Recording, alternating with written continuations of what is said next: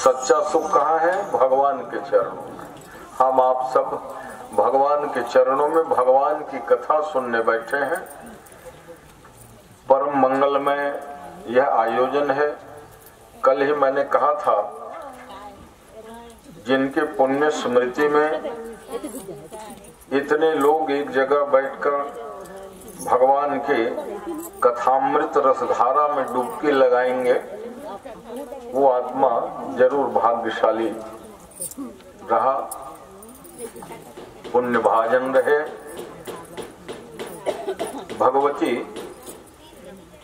गंगा का तट है। प्रवचन माला का प्रथम पुष्प समर्पित है भगवान के चरणों में।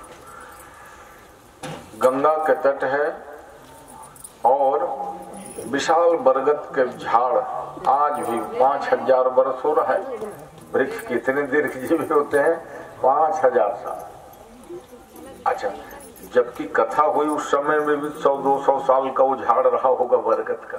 5200 साल तो सुखदेव जी परीक्षित जी को कथा सुनाए वही हो रहा है। 5200 साल पहले जिस बरगद झाड़ के नीचे भागवत की कथा रस प्रवाह हुई, वो आज भी हरा भरा लहरा रहा है और पतझड़ नहीं होता। हाँ, 12 महीना हरा भरा। कथा का क्या प्रभाव। आज उसी बरगद झाड़ के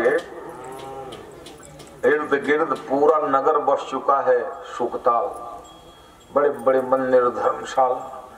जिस समय कथा सुन रहे हो ना 5200 साल पहले, उस समय गंगा जी बह रही है, कलकल निनादिनी भगवती भागीरथी, और वो विशाल बरगद झाड़ के नीचे सुखदेव जी का मृगचर्म का आसन बिछ गया। तो बड़े बड़े ज्ञानी ध्यानी संत महात्मा सब कथा सुनते थे। आज आइए, सूदी शौनक संवाद कल मैंने जिक्र किया था। बहुत देर रात तक कथा सुनते रहे, इसलिए भी साधुवाद 11 बज चुका था। मगर महात्मा की कथा गोकर्ण को पूर्ण आप सुन करके गए, ताकि आज से फिर प्रथम दिवसीय कथा कहने में सुनने में कोई अड़चन न हो। तो भागवत कल आप सुन रहे थे मंगलाचरण, वो मंगलाचरण महात्म्य कथा। सच्चिदानंद रूपाय विश्वोत्पत्त्यादि हेतवे तापत्रय विनाशाय श्री कृष्णाय वयम नमः। जिनके नाम लेने से, जिनको प्रणाम करने से दैहिक दैविक भौतिक त्रैताप मिट जाता है, ऐसे श्री राधा कृष्ण के चरणों में प्रणाम। और आज भागवत जी के मंगलाचरण। अब आप समझ लो भागवत जी की रचना क्यों और कैसे हुई, क्या आवश्यकता पड़ी। भगवान वेद व्यास जी 17 पुराणों की रचना कर चुके थे, और महाभारत ग्रंथ जिसमें 1,00,000 श्लोक हैं, है ना। 18 पर्वों में महाभारत ऐसा ग्रंथ जो यन्न भारते तन्न भारते ना, जो महाभारत में नहीं है वो भारत में नहीं। माने भारत में जो कुछ भी है वो सब महाभारत के अंतर्गत है। धर्म, न्याय, ज्योतिष, व्याकरण, नीति, राजनीति, सारे विषयों का समावेश है। 1,00,000 श्लोक। इसलिए महाभारत का एक नाम क्या है? शतसाहस्र संहिता। 100,000 श्लोक वाली संहिता महाभारत। इनकी रचना करने वाले भी भगवान वेदव्यास। तो भला बताओ, 18 पुराणों के श्लोक संख्या मिलकर के 4 लाख हुआ। अब 1,00,000 श्लोक महाभारत के, 5 लाख। तो फिर ब्रह्मसूत्र की रचना की। इतने बड़े लोग, एक श्लोक के मूल्य हम नहीं दे सकते, है ना, अमूल्य है सब। मगर 5 लाख श्लोक जिन्होंने हमारे आपके लिए दिया है। दुनिया में जो भी ज्ञान है किसी भी विषय का, वो व्यासोच्छिष्टम जगत सर्वम, भगवान वेदव्यास जी को उच्छिष्ट प्रसादी है। उन्होंने 18 पुराणों में, महाभारत ग्रंथ में ऐसे अद्भुत अद्भुत कथाओं का विस्तार पूर्वक वर्णन किए। तो देखो, भगवान वेदव्यास जी अपने आश्रम में बैठे हुए थे। उसी समय समीप के एक वृक्ष में पक्षी दंपति, जैसे नर मादा जोड़ा रहता है ना पक्षी लोग भी, तो वो मादा पक्षी अपने बच्चे को चारा दाना खिलाने के लिए आई। और उस समय वो पक्षी के बच्चों की आंख नहीं खुली, पंख नहीं उगे थे। जैसे ही माँ की आहट पावे मुंह खोल दे, चारा खिला दे। अब ये दृश्य भगवान वेदव्यास जी अपने कुटिया के बरामदे में बैठे जप कर रहे थे और दिखाई पड़ गए। उन्होंने सोचा, देखो तो इन पशु पक्षियों में भी अपने संतान के प्रति कितना प्रेम, कितना लगाव है? वो दूर से दाना चारा पकड़ के लाती है, स्वयं नहीं खाती चिड़िया, अपने बच्चे के लिए मुंह में डालने के लिए लाती है। काश मेरे भी संतान होते तो मैं भी दुलार प्यार करता। ऐसी भावना से भगवान वेदव्यास जी तपस्या करने के ठाने, और तपस्या 100 साल तक किया। व्यास जी की तपस्या बहुत ही मनोरम है। जब बद्रीनाथ की यात्रा में जाते हो तो बीच रास्ते से केशव प्रयाग जो है वही भगवान वेदव्यास जी के तपस्थली है। यद्यपि व्यास जी का आश्रम बद्रीनाथ से फिर 3-4 किलोमीटर जाओगे, सरस्वती नदी प्रवाहित हो रही है, जो सरस्वती प्रयागराज में लुप्त हो गई। वहां क्यों कि व्यास जी का आश्रम का वर्णन जब भी होगा सरस्वत्या तटे, सरस्वती के तट में ऐसा कहा है। तो देखो, कुछ लोग शंका करते हैं व्यास जी का आश्रम सम्याप्रास है, केशव प्रयाग में है, कुरुक्षेत्र में ऐसा है। जब सामान्य लोगों के, सामान्य महात्माओं के कई जगह आश्रम बन सकता है, तो भगवान वेदव्यास जी थे, 7 दिन के लिए भी जहाँ जाते थे वहीं उनका आश्रम निर्मित हो जाता था। इसलिए संदेह नहीं करना कि व्यास जी का आश्रम अमुक जगह है, ये सभी जगह उनके आश्रम थे। तो तपस्या कहाँ किए? केशव प्रयाग में, क्योंकि बद्री केदार के मार्ग में सब कई प्रयाग पड़ते हैं। एक तो तीर्थराज प्रयाग सब जानते हो, जहाँ गंगा यमुना सरस्वती, जिसको बाद में इलाहाबाद नाम दे दिए थे, अब सुधार के फिर प्रयागराज है ना। प्रयागराज कहने में एक गरिमा झलकती, सतीर्थराजो जयति प्रयाग। प्रयाग कहने में बड़ी गरिमा है। सनातन हिंदू संस्कृति के अनुसार इलाहाबाद जैसे फैजाबाद, फर्रुखाबाद, समझे हैं, ये आए सब आक्रमणकारियों ने अपने अनुसार नाम धर दिया था, निजामाबाद। तो खैर उनको और कुछ नहीं कहना है, अपने अनुरूप नाम। भाई फैजाबाद कहने से अयोध्या गर्मी है कि अयोध्या धाम कहने से? अरे वो बात ठीक है कि जानबूझ की उपेक्षा की गई थी, अयोध्या को जिला ना बना के। अरे जो विश्व प्रसिद्ध राजधानी रहा हो जिस अयोध्या में महाराज दशरथ, रघु, दिलीप, भगीरथ, राजा रामचंद्र ऐसे सम्राट किसी जमाने में रहे, उनको इन लोगों ने जिला बनाया न, तहसील दर्जा दिए, नाम कर दिए फैजाबाद। अयोध्या के ही सारी चीज ईटा पत्थर वहां चमका दिए, तो कम से कम फिर सुधार हुआ कि नहीं श्रीधाम अयोध्या ही है। फैजाबाद अयोध्या के अंदर हो, फैजाबाद के अंदर अयोध्या ना हो। भगवान राम की राजधानी है, और राम जी कोनो एक देश प्रदेश के राजा नहीं थे सज्जनों, कितने बड़े सम्राट थे। भूमि सप्त सागर में खला, एक भूप रघुपति कौशला। सप्त द्वीपवती वसुंधरा के सम्राट थे राजा राम जी। तो सज्जनों, ऐसे समय में भगवान वेद व्यास जी 100 साल तपस्या किए, और कहते तपस्या करते समय बेर ले लेते थे, भोजन पानी नहीं। और संस्कृत में बेर को क्या कहते हैं? बदरी फलम बदरी फल। और छत्तीसगढ़ी में बोईर तो बहुत प्रसिद्ध है। अच्छा, आयुर्वेद में इसीलिए लिखा धात्री फलम सुपथ्यम च कुपथ्यम बदरी फलम। धात्री माने आंवला फल, आंवला सदा सुपथ है, हर ऋतु में हर मौसम में मुरब्बा खा लो, अचार खा लो, सूखा खा लो, जैसे भी हो।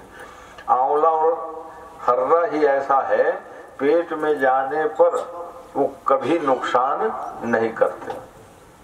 इसलिए एक कहावत है, क्या? कदाचित कुप्यते माता, ममता मई माँ यद्यपि है बहुत प्रेम करते हैं बच्चों के ऊपर, मगर कदाचित माँ भले कुपित हो जाए, किंतु नो दरस्था हरित की, पेट में गया हुआ हौरा आंवला कभी कुपित नहीं होते, मतलब फायदेमंद ही है। कदाचित कुप्यते माता नो दरस्था हरित की। तो कहते हैं भगवान वेद व्यास जी वही बेर खा लेते थे, इसलिए उनका नाम पड़ गया बादरायण। भगवान वेद व्यास जी का एक नाम द्वैपायन। देखो, जिन्होंने 5 लाख श्लोक की रचना करके हमको दिया, उनके बारे में कुछ ठीक ठीक जानना चाहिए। उनके माता पिता कौन है, हा?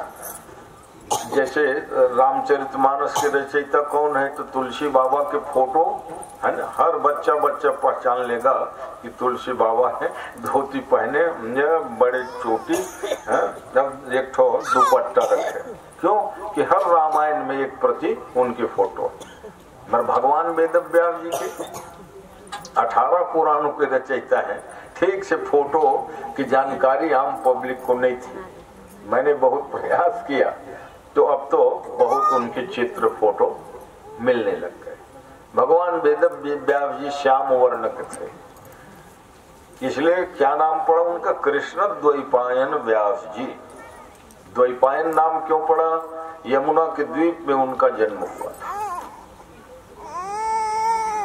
संक्षेप में सुन लो, क्योंकि ऐसा है, जिस भगवान वेद व्यास जी की रचना पर हम 9 दिन प्रकाश डालेंगे, श्रवण करेंगे, तो उनके बारे में जान लीजिए। एक बार पराशर ऋषि यमुना के उस घाट में आए जहां नाव वाले मल्लाह रहते हैं। पहले डोंगा घाट बंधाया है नदी पार करने के लिए, है पुल वुल नहीं था, तो नाव के द्वारा ही। तो यमुना जी तो बड़ी गहरी है, और यमुना जी कालिंदी कहलाती है। कालिंदी नाम क्यों पड़ा? अरे भाई, यमुना तो है ही है। यमुना नाम इसलिए है कि यमराज के बहन है यम और यमुना, भाई बहन। तो संतान किनकी हुई? सूर्य भगवान। सूर्य के पुत्र और पुत्री है यम और यमी माने यमुना। मर कलिंद पर्वत से निकली। हिमालय की पर्वतमाला में एक कलिंद है, अलग अलग सब शिखरों का नाम है, तो कलिंद से निकली इसलिए कालिंदी नाम पड़ गई। तो यमुना का ही एक नाम है कालिंदी। तो कहते हैं भगवान वेदव्यास जी का जन्म होना था, इसलिए देखो निमित्त बनता है।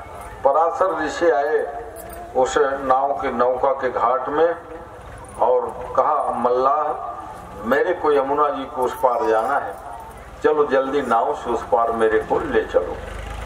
देखो संयोग की बात, मल्लाह उस समय भोजन करने बैठा था। कहा महाराज जी जानते थे पराशर ऋषि बड़े तेजस्वी, वशिष्ठ जी के नाती हैं, ये समझ। वशिष्ठ जी के बेटा शक्ति, शक्ति के पराशर और पराशर के व्यास जी और व्यास जी के सुखदेव जी।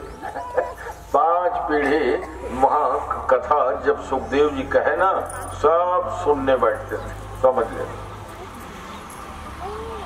तो पराशर ऋषि ने कहा नाविक से कि मेरे को उस पार जल्दी पहुंचा दे। उसने कहा महाराज जी मैं भोजन कर रहा हूं, अगर आप कहो तो मैं भोजन छोड़ दूं, आपको पार कर दूं। पर पराशर ऋषि तो बड़े ज्ञानी थे, क्योंकि भोजन करते समय किसी को उठाना नहीं चाहिए अधूरा बीच में। हाँ इसलिए आज भी दिन नहीं भोजन कर लेने दो तब फिर बात हो। भोजन कर रहा हो कोई भी, कुत्ता बिल्ली को भी नहीं भगाते हैं ना, इसीलिए। हाँ तो मनुष्यों को बहुत जरूरी भी काम आ जाए ना तो 2 मिनट और रुक जाओ, भोजन कर लेगा भाई तब बात कर। कई जन नहीं देता यहाँ तो भोजन छोड़ के जल्दी मैं बात कर रहा हूं, नहीं ऐसा नहीं करना। तो पराशर ऋषि को नाविक ने क्या कहा, अगर आप कहो महाराज जी तो मैं भोजन छोड़ दूं, आपको पार कर दूं। कहा नहीं नहीं नहीं रे मल्ला, क्योंकि मैं जानता हूं धर्म का मुझे ज्ञान है। मां को पुत्र से अलग नहीं करना चाहिए, ये सब बड़े पाप लगते हैं। 4 काम नहीं करना, पति और पत्नी में कभी लड़ाई झगड़ा नहीं करवाना चाहिए, विच्छेद न हो। पति पत्नी में जो मतभेद पैदा कर देते कई लोगों कारण है ना, वो बहुत पाप माना गया है। माँ और पुत्र को अलग नहीं करो, क्योंकि होता क्या है अक्सर जैसे तलाक हो जाएगा है ना, तो छोटा बच्चा माँ के पास रहेगी। न्यायालय हाकिम कह देते जब तक ये अभी छोटा है माँ के पास रहेगी, हमारा अधिकार तो बाप जताता है ना बेटा मेरा है, तो कैसे विडम्बना है। इसलिए शास्त्र कहता है दंपत्यो प्रीति भेदनम, दंपति माने पति पत्नी में कभी मतभेद नहीं करावे, क्योंकि उससे बड़ा पाप लगता है। भोजन करते हुए को बीच में न उठावे, ये 3। और चौथा, नींद में कोई सो रहा है उसको अत्यावश्यक काम जब तक न हो न उठाओ। हाँ मगर उसमें कुछ विकल्प भी है, जैसे 7-8 बज गए बच्चा सो रहा है तो हम उठाना पड़ेगा है, उनके हित में ही है। क्योंकि देर तक सोने से बुद्धि जो है मंद होती है। हाँ इसलिए सूर्योदय के पहले हर व्यक्ति को उठ जाना चाहिए। 8 बजे उठोगे तो मस्तक भारी भारी लगेगा, काम में लगेगा नहीं। अब कोई कहे महाराज जी बीच में उठाना पाप लगता है बोले हो इसलिए सोने दो, तो 10 बजे तक नहीं उठेगा बच्चा है। तो वहाँ विकल्प है कहाँ कहाँ ये बताया। इसलिए मल्लाह ने कहा ठीक है महाराज भोजन करूंगा तो देर होगी, अब भोजन छोड़ूंगा तो आप कहते हो नहीं नहीं इस पाप लगेगा, भाई मैं आज्ञा नहीं दूंगा। तो ही बता दे मल्ला तेरे भोजन छोड़ना ना पड़े, मेरे जल्दी उस पार जाते बन जाए। तो देखो उस मल्लाह की एक बिटिया थी, 17-18 साल की हो गई थी और रंग से वो काली थी। नाम भले सत्यवती थी मगर काली काली कहते थे। उनके शरीर से मछली की गंध निकलती थी, इसलिए मत्स्यगंधा भी कहते थे। और यही मत्स्यगंधा पराशर ऋषि के आशीर्वाद से योजन गंधा और पद्म गंधा बन गई। पद्म माने कमल, मछली के एक विचित्र गंध आता है कि नहीं, है ना, तो वही गंध निकलती थी। क्यों कि ये लड़की जो है ना मछली के पेट से पैदा हुई थी। देखो कितने नाम, उसी सत्यवती कहते हैं। मत्स्योदरी कहते हैं, मत्स्यगंधा कहते हैं, पद्मगंधा कहते हैं, मगर नाम थी सत्यवती और काली रंग की थी इसलिए काली काली सब लोग कहते थे। तो मल्लाह ने कहा बेटी सत्यवती ये महात्मा बड़े त्यागी हैं, इसको नाव में बैठा और उस पार जा, यमुना जी के छोड़ के आ जा।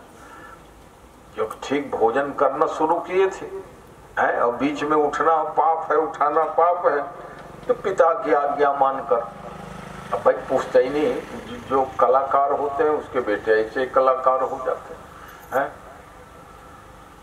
तो नाव चलाना, अब नाविक के लड़का बच्चल कहूँ कहीं डोंगा खोल नहीं आओ तो सवाल है, क्योंकि वो दिन भर वही खेल रहा है? चाहे लड़का हो कि लड़की हो। मत्स्यगंधा ने कहा ठीक है, मैं अभी, अब वो तो नाव चलाते चलाते एक्सपर्ट हो गई थी, बैठो महाराज। पराशर ऋषि बैठाए, पतवार संभाली, नाव चलाते चलाते जब ठीक मध्य में पहुंची यमुना जी के, तो देखो इच्छा भगवान की थी, उसमें कोई महात्मा दोष गलती नहीं है। कथा को बहुत संभाल के गाना पड़ता है, क्यों पुराणों कथा अद्भुत अद्भुत है, जे गावही है चरित संभाले। भगवान की इच्छा ये थी कि मैं व्यास रूप में अवतार लूं, मगर कहाँ अवतार लूं? माता पिता का निर्धारण तो उन्हीं को करना है। जैसे पुण्य पुण्य पवित्र आत्मा वायुमंडल में घूम रहे हैं जन्म लेके देश की सेवा करने के लिए, मगर वो देखते हैं कौन माता पिता मेरे हों, है ना। अरे भाई राम जी अवतार लेने के लिए चले, मगर दशरथ कौशल्या निर्धारण किसने किया? भगवान ने। इसलिए भगवान ने विचार किया कि सत्यवती के गर्भ से मेरा जन्म हो, मगर मेरे पिता कौन बने? पराशर ऋषि। अब भला बताओ, पराशर एक त्यागी तपस्वी महात्मा है, उनके द्वारा सत्यवती के गर्भ से कैसे संतान होगा? बीच नदी की धारा, पराशर ऋषि ने धुंधला, जिसको कहते कोहरा छा जाता है ना ठंड के दिनों, कोहरा छा गया, अंधेला छा गया। पराशर ऋषि ने कहा कि सत्यवती तेरे गर्भ से एक बालक होगा, तुम्हारा धर्म नष्ट नहीं होगा, तुम्हारी कुमारीपन नष्ट नहीं होगा स्पर्श करने मात्र से, क्योंकि कलिकाल में ये सब शक्तियां तो रही नहीं। भाई महाभारत की प्रसिद्ध कथा है, व्यास जी के देखने मात्र से, है ना, धृतराष्ट्र का जन्म हुआ, मगर अम्बा आंख बंद कर ली इसलिए उनके संतान धृतराष्ट्र धाव हुआ। अंबिका जो है पीले रंग पोतली या भय के कारण पीली हो गई, अब व्यास जी के सामने से बस पार भरे होना था तो वो पांडु हुए। अबल की दासी न आंख बंद करी न डरी न घबराई, इसलिए विदुर नाम के धर्मात्मा ज्ञानी पुत्र को प्राप्त हुआ। कलिकाल में इन सब पर प्रतिबंध लगा दिया गया, क्योंकि भगवान वेद व्यास जी ऐसे कोई तपस्वी तो है नहीं जो किसी को देखे और गर्भ धारण हो, है ना, इसलिए प्रतिबंध लगा दिया। इससे तो अन्याय और अधर्म ही बढ़ता। हाँ, मगर ये उस समय की बात है जब महाभारत भरत के वंश डूबने की नौबत आ रहे, कोई संतान थे नहीं। भीष्म जी आजीवन ब्रह्मचर्य का व्रत पालन करूंगा, राज सत्ता गद्दी में नहीं बैठूंगा, तो क्या करते? तो धर्म की रक्षा के लिए, वंश की रक्षा के लिए ये विकल्प स्वयं सत्यवती, जो आज सत्यवती व्यास जी की माँ है ना, वही फिर महाराज शंतनु की पत्नी बनी। पराशर ऋषि के द्वारा, अब कोई प्राकृतिक शिशु तो है नहीं जो वहां 9 महीना 10 महीना गर्भ धारण करते ही तब जन्म होता। यमुना के द्वीप में व्यास जी का जन्म हुआ, और जैसे व्यास जी का जन्म हुआ, वो मत्स्यगंधा जो मछली की दुर्गंध आती थी, उसके शरीर से कमल के समान दिव्य सुगंध आने लगी, जो 4 कोस तक के माने सुगंधित फैलती थी। 4 कोस 1 योजन, इसलिए एक नाम पड़ा योजन गणना। सुगंध कितने दूर तक फैलती थी उसकी? 1 योजन तक। और योजन माने 4 कोस। अब कोस के फिर मील, और मील के आजकल किलोमीटर चलता है। तो लगभग 12 किलोमीटर माने 1 योजन आधुनिक पैमाना। तो 12 किलोमीटर दूर के आदमी भी जान जाए कि पद्मगंधा कमल जैसे दिव्य सुगंध निकलती थी, तब कहाँ वो मत्स्यगंधा थी, मछली के बिस्तर वाला गंध और पद्मगंधा। पराशर ऋषि ने आशीर्वाद दिया कि जाओ तुम कुमारी ही बने रहोगे, तुम्हारे गर्भ से भगवान वेदव्यास जी का भले जन्म हुआ, न तुम्हारे धर्म में कोई त्रुटि नहीं होगी, ये तो भगवान को अवतार लेना था तेरे कोख से। ऐसा कह करके व्यास जी आचमन किए और फिर तपस्या करने चले गए द्वीप में, इसलिए द्वैपायन। भगवान वेदव्यास जी का नाम क्या पड़ा? यमुना के द्वीप में जन्म हुआ, इसलिए द्वैपायन। उन्होंने कहा माँ सत्यवती से, कहा माँ मेरे जन्म देने में माँ ही तो प्रधान कारण होते। क्यों? कोख नाम की चीज ना माताओं को ही प्राप्त है, भगवान के हाथ विधान है। तो कोई पिता के कोख होता क्या? नहीं होता। तो पिता जो है जन्म के हेतु भूत भले होते हैं, मगर धारण करने की क्षमता माँ को ही, इसलिए पितुर 10 गुना माता गौरवेना तिरिच्यते, पिता से 10 गुना अधिक सम्मान माँ की करना चाहिए। ज्यों पितु मातु कहे सी बन जाना, तो कानन शत अवध समाना। कौशल्या महारानी राम जी को यही कह रहे कि बेटा अगर मात्र पिताजी भरे कहे हो ना बन जाने के लिए तो मत जाओ।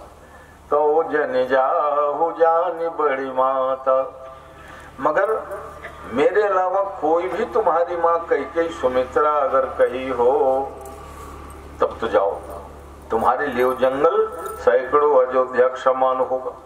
जो पितु मातु कहे सी बन जाना, और तो कानन शत अवध समाना। सैकड़ों अयोध्या बराबर वो जंगल लगेंगे बेटा, जाओ।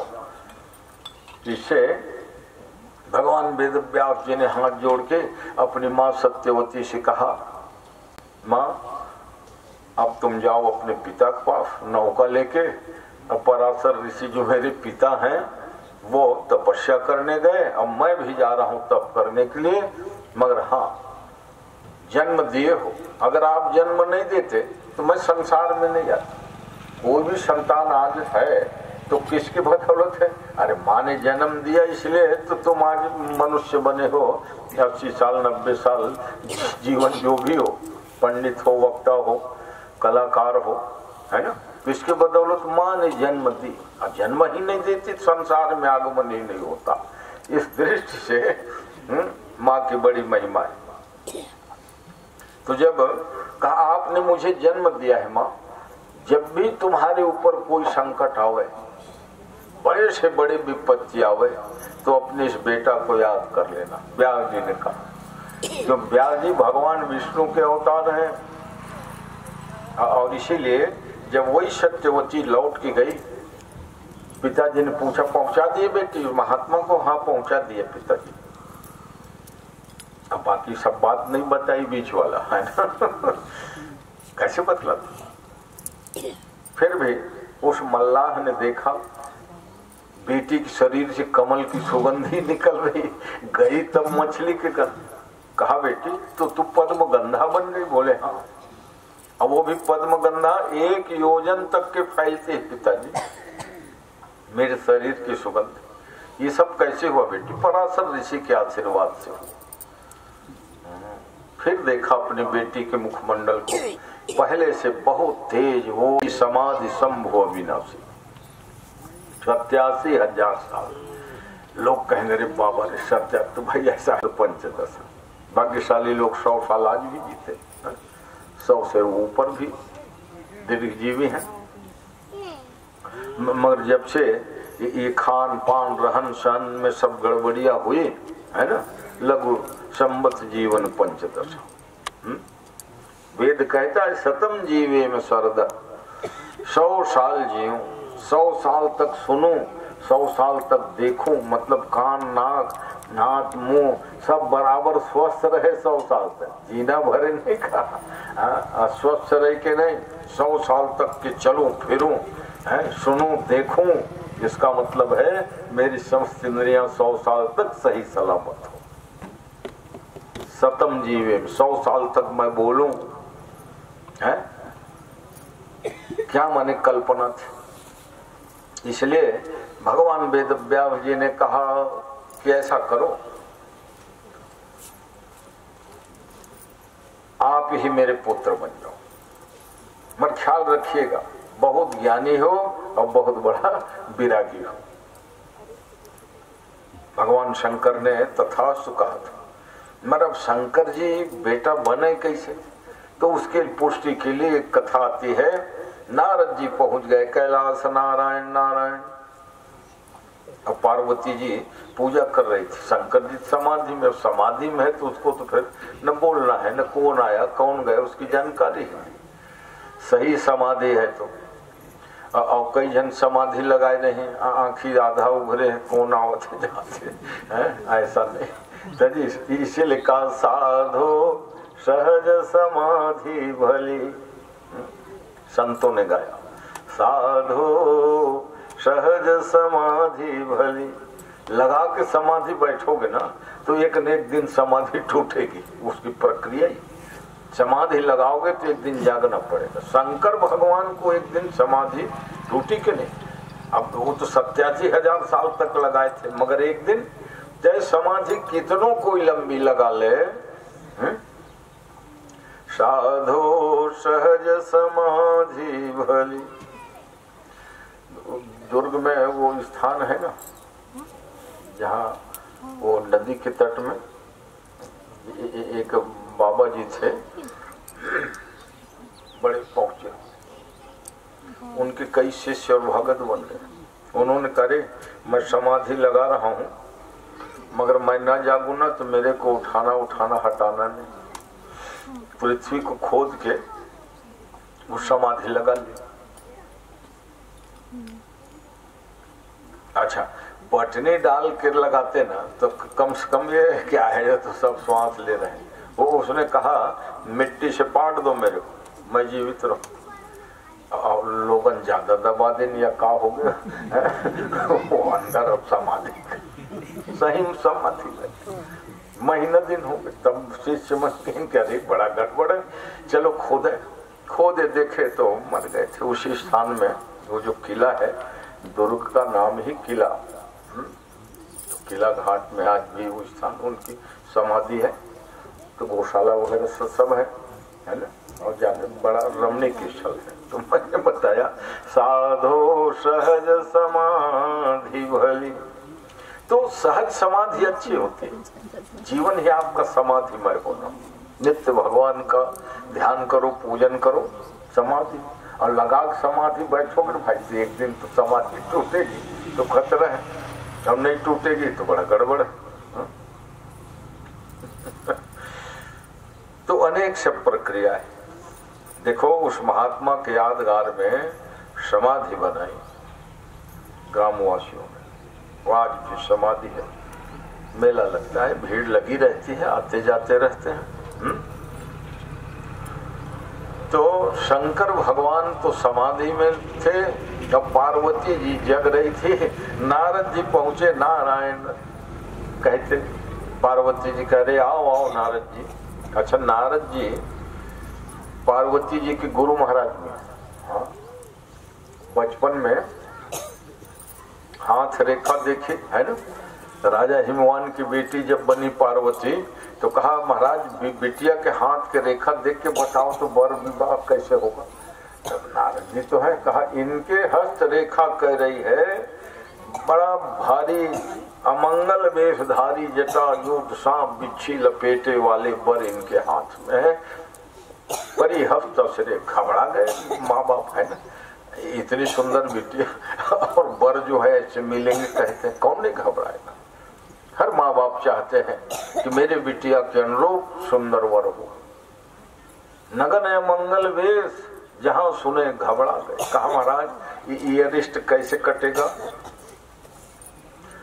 तो नारद जी ने बहुत सुंदर बताया, ज्यों तप करे कुमारी तुम्हारी, अभावी मेट सकहि त्रिपुरारी। अगर तुम्हारी बिटिया खूब तपस्या करे ना तो ये भावी मिट जाए। ये नहीं कहा कि शंकर भगवान ही इनके पति देव, हाँ ऐसे नारद जी तो हैं नगर मंगल वेश वाले अवधूत जटा भस्म रमाने वाले इनके पति देव लिखा है। अब लोग कहें पार्वती तुम कैसे कठिन तपस्या करोगे बेटी, सुकुमार शरीर है, अति सुकुमार तप तन जोगो। मगर पार्वती जी कहती है नारद वचन न मैं परिहर। गुरु देखो, गुरु के प्रति क्या निष्ठा होनी चाहिए। अशोक जी अपने गुरुदेव जी के यद्यपि कार्यक्रम में वो उपस्थित, आप उनके चित्रपट पूजन रोज होता है। गुरु का आशीर्वाद जो होता है, महाराज दशरथ ने कहा कि मुहिषम यह अनुभव दूजे और सब पाए रज पावनी पूजे। विश्वामित्र जी कहा था कि आज मुझे क्या नहीं मिला है प्रभु, 4 बेटा 4 बहुएं, आज मेरे घर मेला लगे है तो सब पाए रज पावनी पूजे। तो गुरु के प्रति तो अनन्य निष्ठा, क्योंकि गुरु साक्षात परब्रह्म, भगवान में और गुरु में अंतर नहीं देखना है ना। तो पार्वती जी नारद जी को बचपन से गुरु मानती थी, और जब वो जगत जननी बन गई तब वो बेटा भी है एक भाव से। नारद जी भी तो आखिर कोई संसार के भक्त है। तो पार्वती जी ने दोनों दृष्टि से बड़ा प्रेम पूर्वक स्वागत किया, आओ आओ आप तो मेरे गुरु जी हो। आप ही ने कहा था तब तो मैं जगजननी बनी, शंकर जी से विवाह हुआ, आपने तपस्या की सलाह दी थी, बाकी सब लोग कह रहे थे नहीं नहीं हमारी बिटिया तपस्या नहीं करे। तो आप मेरे गुरु भी हैं, और मैं जब जगत जननी हूं तो आप मेरे पुत्र भी, डबल रिश्ता है। तो शंकर जी भगवान देखिए तो समाधि में, और जब समाधि में कोई हो तो न सुनते हैं न कुछ नहीं। नारद जी ने देखा बढ़िया मौका है, कहा सुनो पार्वती, बड़ी भाग्यशालिनी हो जो भगवान भव की पत्नी भवानी बनी हो, विश्वनाथ की पत्नी जगत जननी जगदम्बा कहलाती हो। क्योंकि 33 कोट देवता में देवता तो हैं मगर महादेव एक ही है, ये ख्याल रखना। देव तो बहुत है मगर महादेव एक, वैसे महादेवियां बहुत है। सीता उर्मिला मांडवी सब देवी हैं, मगर महादेवी हाँ, जैसे माता बहन को भी हम कह देते हैं कि हे देवी, है ना, मगर महादेवी कहेंगे तब हाँ। महादेवी एक के जने, वो जगत जननी जगदम्बा हाँ, क्योंकि महादेव एक, देवियां तो बहुत है मगर महादेवी की उपाधि। तो महादेवी शंकर जी समाधि में, और नारद जी उनको सिखा रहे हैं तुम तो समर्पित रूप से सेवा करते हो पार्वती भोले बाबा का, इसमें कोई दो मत नहीं। इसीलिए आज भी अगर कोई आशीर्वाद देते हैं, जैसे नई बहू हुई आई हो और प्रणाम करते तो उनके सास बूढ़ी सास क्या कहते हैं, पार्वती समपति प्रिय हो। कहा बेटी तुम भी पार्वती के समान पति प्रिय बनो। देखो आज भी लाखों साल बाद भी, क्यों कि पार्वती और शिव जी के समान कोई प्रेमी दंपति आज तक नहीं। इसलिए आशीर्वाद सीता जी भी जब प्रणाम करी तो क्या करें, पार्वती समपति प्रिय हो तो देवी न हम पर छाड़ बछो। माने पति को कितना प्रिय हो। कुर्सी ले लो रघुनंदन जी, यहाँ यहीं बैठ जाओ ना बगल। हाँ बोलो वृंदावन बिहारी लाल की जय। क्योंकि रघुनंदन जी और गोविंद जी दोनों को मैंने शिष्य बनाया था है आज से 22-25 साल पहले है। ये जेवरा सिरसा में मेरी 2-3 कथा हुई है, तो पहले बार की कथा में अग्रवाल जी ये लोग सब दीक्षित हैं और आज धर्म प्रचार में लगे हुए, बड़ी खुशी। आज भी गोविंद जी का ही फोन आया था, गुरुजी मैं कल आऊंगा दर्शन नौकरी में। हाँ आओ, गुरुजी के दरबार में शिष्य लोग नहीं आएंगे तो कैसे काम होगा। ये तो अशोक जी ने एक भागवत कथा के साथ साथ गुरु शिष्य को भी मिलाए और अनेक रिश्तेदारों को भी मिलाए, सब आएंगे अभी। ये आज तो प्रथम दिन है। तो भागवत ज्ञान यज्ञ की सफलता इसी में है कि उस आत्मा की पुण्य स्मृति में अनेक लोग भगवान की कथा सुनने गाने के लिए एकत्रित हुए।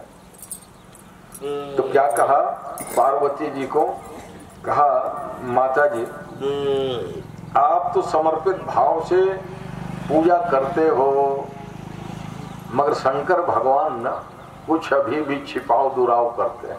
यद्यपि दुनिया कहती है कि पार्वती सम पति प्रिय हो, तुम अपने पतिदेव के अनन्य प्रिय पात्रा हो पार्वती, मगर ना पुरुषों के मन में थोड़ा छल कपट है। आप माता लोग तो सरल समर्पण की भावना समर्पण कर दिए, मगर इनके तो पार्वती झट विरोध करना ही माना, मेरे पतिदेव ऐसे नहीं है, ऐसा मत बोलिए, क्योंकि मेरे पतिदेव तो भोले बाबा है, भोले भंडारी, कोई छल कपट नहीं करते। बताऊं? कहा बताओ क्या छल कपट किया? तो नारद जी बताने लगे कब से उनकी पत्नी बने हो? हजारों साल हो गए। तो हजारों साल में असली रहस्य तुमको पता नहीं। कहा कौन सा? अच्छा, नर मुन्नों की माला पहनते भोले बाबा जी जानते हो? हाँ पहने। तो तुम कभी पूछी हो कि किसके मुंडी की माला है और क्यों पहनते हो? नहीं पूछी। अच्छा आप नहीं पूछी तो वो कभी बताए? नहीं तो हर सुख दुख को पति पत्नी दंपति जीवन है ना, इसलिए बांटते हैं। तब हुआ कि नहीं छल कपट? बताओ। पार्वती जी के मन में संदेह हो, हाँ ये बात तो ठीक कह रहे गुरु जी मेरे को आज तक नहीं बताया। नरमुन्नों की माला पहनते ये तो है। तो तुम हो बली भोली। शंकर जी, दो ही काम शंकर जी का। क्या दो काम? एक तो समाधि लगाना और समाधि जगह तब कथा सुनाना, और प्रलय आदि तो सबसे एकदम लास्ट में, सृष्टि की आदि में। रोज रोज थोड़ी प्रलय होता है एकदम वो तो लास्ट की बात है। तो शंकर भगवान के विभाग में प्रलय तो है, प्रलयंकर है वो, मगर उनका मेन दो काम सब जानते हो। समाधि, कथा कहते कहते जहां प्रेम मगन हो समाधि लग जाए, और समाधि लगे कभी 10,000 साल 20,000 साल। मानस में तो कहा बीते संबत सहस 87,000 साल। ये इतनी लंबी समाधि हो क्या कोई लगाएगा? विश्वामित्र आदि तो 60,000 साल तब किए थे। तो तब किए गायत्री मंत्र का, इसलिए गायत्री मंत्र के ऋषि बन गए विश्वामित्र। हाँ, गायत्री छंद विश्वामित्र ऋषि ही विनियोग में कहते हो ना, है 60,000 साल का। मगर 60,000 साल तप करने के बाद भी वो घड़ी आई, एक दिन उनकी समाधि टूट गई मेनका के मेनका के मधुर ध्वनि के गीत गायन नृत्य आदि से, है कि नहीं? ये इतिहास प्रसिद्ध कथा है। अब भला बताओ, 60,000 साल तक वाताम पर्णासना, दूबी के रस पी के, वायु पी के जो तपस्या की है, यद्यपि वो देवराज इंद्र की वो सब कर टूटी थी। कहा कि विश्वामित्र 60,000 साल तप किए, पुण्य अधिक होगा तहा ये इंद्र बने, मेरी गद्दी खतरे में। तो भाई अपने कुर्सी बचाने के लिए सब उठा पटक करते हैं। इसलिए देवराज इंद्र ने कहा मेनका तो जा, तो अपने गीत संगीत बसंत ऋतु आदि के साथ में और नृत्य गान करना। मेनका के मधुर गीत सुनकर समाधि टूट गई। ले अब है कि नहीं खतरा? इसलिए लगा के समाधि लगा के बैठना खतरा। जीवन सहज समाधि में हो। अभी मैं कह रहा था साधो सहज समाधि भली, भली मानी अच्छी है। जीवन ही आपका समाधि में हो और लगा के बैठोगे ना भाई तो खतरा है। जब समाधि लगी तब तक तो ठीक है, वहां कोई खतरा नहीं, क्योंकि उसको तो एहसास होना ही नहीं। टूटी तहाँ खतरा है। चाहे विश्वामित्र हो शंकर भगवान, शंकर भगवान समाधि लगे रहे कोई खतरा नहीं। जहां समाधि टूटी राम, सब देवता कहने लगे महाराज अब सती जल के मर गई, क्या हुआ दूसर बिहाव कर ले। शंकर जी कहे समाधि लगाए तभी ठीक है, तो समाधि लगाए कौन वहां जाते पर बिहाव कर ले।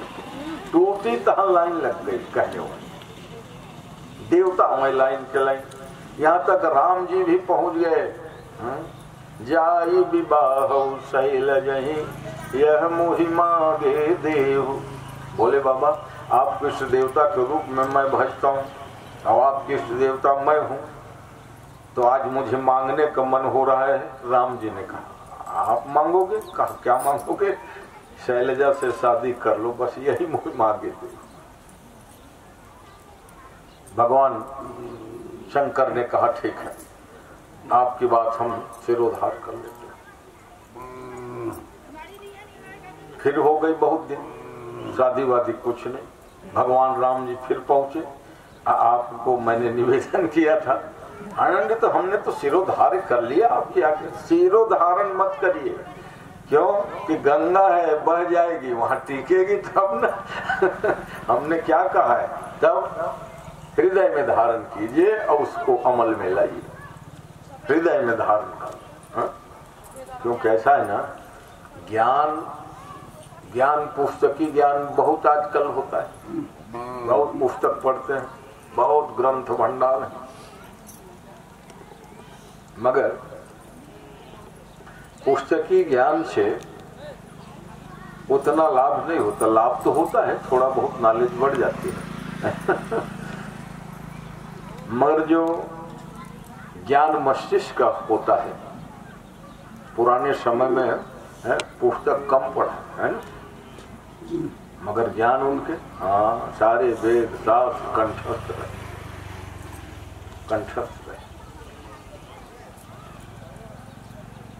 हालांकि नारद जी ने पार्वती जी को इसलिए ये बात कही कि लोक कल्याण हो, भागवत की कथा संसार के लोगों को सुलभ हो, ये माने भावना थी।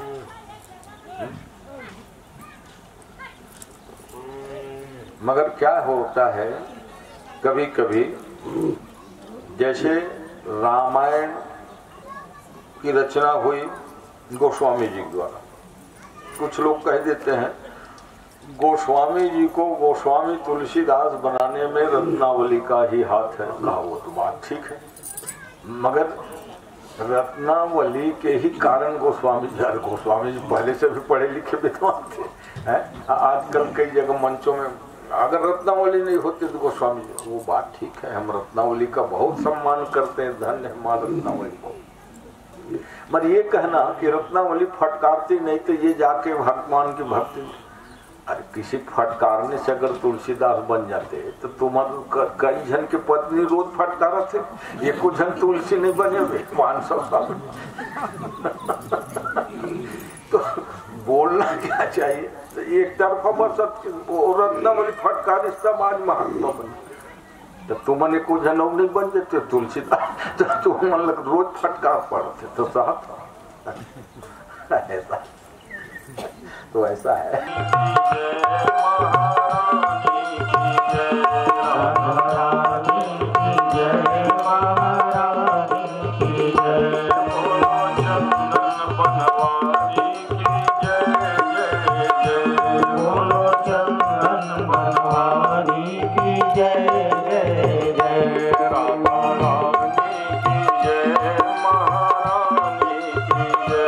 राधा रानी की जय, महाराज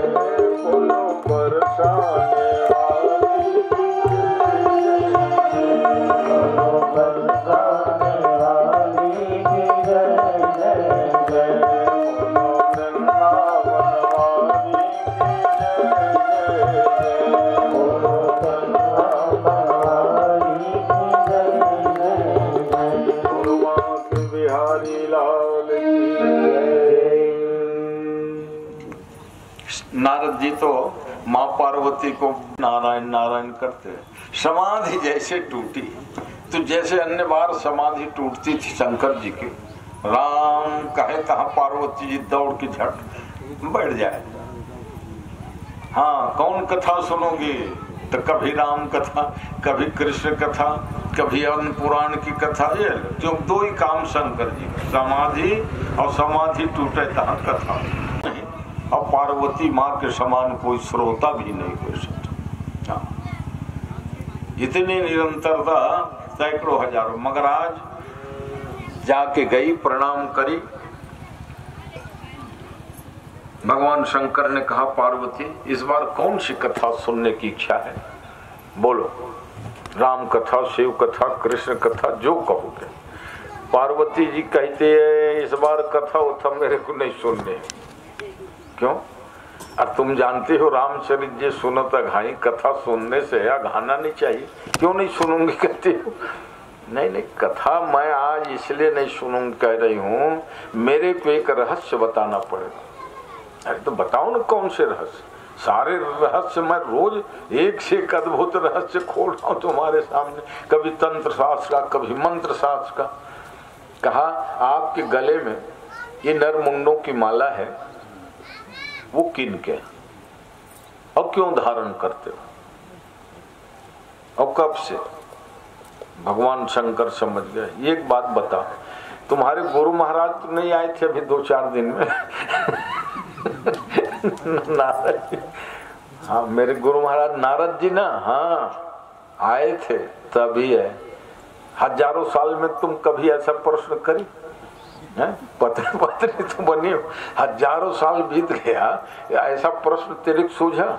नहीं सूझा। वो तो गुरु जी ही तो ज्ञान दे के गए हैं, उसमें क्या कहना है? तो तुम्हारे गुरुजी को मैं जागते रहूं तब आना चाहिए ना। समाधि लगाया तब आपके चुपके से अपना कान फूंक दिए और नहीं, आपको बताना पड़ेगा। शंकर भगवान ने कहा कि मेरे को एक अद्भुत कथा का ज्ञान है, उसको कहते अमर कथा। और अमर कथा कोई अन्य नहीं, श्रीमद् भागवती कथा ही अमर कथा है। और उसके ज्ञान कारण मैं अविनाशी हूं, मेरा विनाश ही नहीं होता है ना। शंकर जी अविनाशी, नाम जपत प्रभु। भगवान नाम की महिमा से शिव अविनाशी, और साजु मंगल मंगल राशि। नाम की महिमा को भगवान शंकर जानते हैं, इसलिए उनके साज सज्जा मंगल है।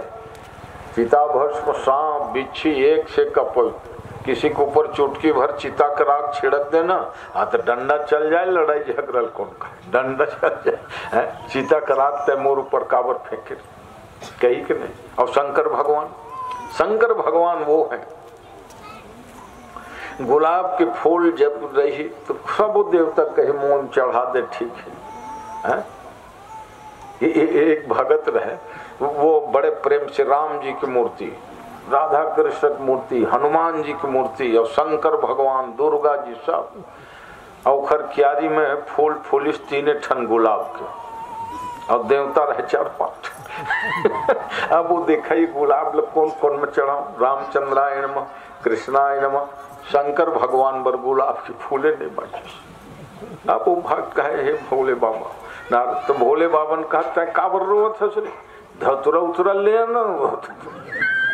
इतने उदार है, जरूरी थोड़े रे गुलाब खोज के लावे, बड़ा भारी वाह। इतने उदार है, तो चुटकी भर चिता भस्म कखों पर फेंक दे तो लाठी चल जाए। जब शंकर भगवान रोज ना हो। महाकाल उज्जैन में है ना, परंपरा ही रही है भस्मारती। तो भस्मारती मतलब सामान्य भस्म नहीं, चिता भस्मालेपो। आद्य शंकराचार्य जी के भी वचन, चिता भस्मालेपो गरलमशनम दिक्पट धरो, जटाधारी कंठे भुजगपतिहारी पशुपति। भगवान शिव जी का नाम पशुपतिनाथ। पशुपतिम देवपतिम धरणीपतिम भुजगलोकपतिम च सतीपतिम। भगवान शंकर को प्रसन्न करने के लिए एक से एक उनके नाम। पशुपतिनाथ वो नेपाल में मोभा, अब पीठ रह गए कहाँ, केदारनाथ। कम भाग्यशाली हैं हम लोग हैं। भारत में मनुष्य जन्म पाकर भगवान की कथा सत्संग आदि में लगे रहना, जिसके लिए देवता लोग भी तरसते हैं। अहो अमेशाम किम कार्य शोभनम प्रसन्न येषाम स्विदुत स्वयं हरि। हम लोग स्वर्ग के देवता की बड़ाई करते हैं, और स्वर्ग में चर्चा चल रही होगी अभी, क्या हो ये कौन सा ज्यादा पुण्य किए थे जो इस घोर कलिकाल में भी अरसनारा में कथा सुनने बैठे हैं। अहो अमेशाम किम कार्य शोभनम। निश्चित है कि अच्छा कर्म किए थे, क्यों भगवान की कथा सुनने को मिल रही है। शंकर भगवान समझाए का छोड़ पार्वती, ये नरमुन्नों के माला के बारे में जानकारी तो क्या लेना है, तुम एक से एक कथा, जो कथा कहोगे पूछोगे मैं सुनाऊंगा। क्या कथा उथा पूछने नहीं मेरे को, मैं रूठ गई। शंकर जी कहे देखो तो तुम मेरी धर्म पत्नी हो, और धर्म पत्नी को अच्छे काम के लिए रूठना चाहिए है? जैसे कई है मैं रिसा है, काबर रिसा है तैमूर बर स्वस्थ साड़ी काबल है, ये इसने बर रिसा हो तुम नहीं, मैं रूठ गई हूँ, क्यों आभूषण नहीं बनवाए। शंकर जी कहे ये सब सामान्य बातें, छोटे कहा छोटे मोटे बात नहीं। मैं कभी कही क्या कि मेरे लिए आभूषण बनवाओ, साड़ी लाओ, गहना बनवाओ। आज मैं रूठी हूँ, लोक कल्याण की भावना है। तो कहा मेरे को अमर कथा का ज्ञान है, भागवत का, और इसीलिए मैं अविनाशी हूँ, मरता हूँ न। तब पार्वती जी कहती है आप अविनाशी बने हो, अब मेरे को कई बार शरीर त्यागना पड़ा, जबकि आपको मालूम है कि कोटि जन्म लगी रगर हमारी, एक दो जन्म नहीं महाराज, करोड़ों जन्म मैं आपको ही पति रूप में वर्ण करूं। तो जब जान लिए कि जब वर्ण करहित मोचल वर्ण करहित मूल मरण का उज्जैन विद्या अमर हो जानते मूल बताते, हट पकड़ ऐसा तो चलो यहां नहीं होगी कथा उथा। तब वो अमरनाथ जो है ना गुफा, जो आजकल लोग बड़ी श्रद्धा से जहां जाते हो, शंकर भगवान पार्वती जी के साथ चले, अपना रास्ता में सब छोड़ते गए। कहीं नंदी छोड़े, गणेश जी, स्कंद जी, डमरू छोड़े, त्रिशूल छोड़े, बस खाली हाथ शंकर पार्वती पहुंचे गुफा में, जहाँ क्या विचित्रता है ना, अनेक विचित्रताओं से भरा हुआ। बड़े बड़े वैज्ञानिक हजारों साल में कितना उनका टेस्ट शोध किए होंगे कि वो पहाड़ से पानी गुफा में गिरता है ना, और बर्फ के शिवलिंग में बन जाते हैं, बर्फानी बाबा, वही अमरनाथ। हाँ, पहले अमरनाथ की यात्रा बड़े खतरा रहे, हाँ, क्योंकि परमिशन न मिले, पर पंजीयन न हो, अब आसान हो गया है। एक दो आतंकवादी घटना जरूर हुई, मगर अमरनाथ बाबा ओहो बड़ी दिव्य झांकी, कभी 8 फुट 10 फुट, इस बार तो पहले से ही ऊंचा हो गया था बर्फानी बाबा बर्फ, अब उसको पता ही नहीं चलता कि कहां पर से पानी टपकता है। गुफा में और 2-4 जगह नहीं बन जाती शिवलिंग, जब नहीं, मगर बस एक ही जगह बनता है शिवलिंग का, अच्छा मोटा ऊंचा। उसी गुफा की बात बता रहा हूं। शंकर भगवान पार्वती पहुंचे, ताली बजाए ताकि कोई जीव जंतु खग मृग सब भाग जाए। अमर कथा को मात्र पार्वती जी को सुनाना है। अब कहा पार्वती जब मैं कथा कहूंगा तो मैं समाधि में रह के कथा कहता हूं, देखता उठता है नहीं, तो मैं कैसे जानूंगा कि तुम सुन रही हो। ओखरे पर हुंकारों की प्रक्रिया शुरू हो, प्राचीन समय में कथा कहा है सब पंडित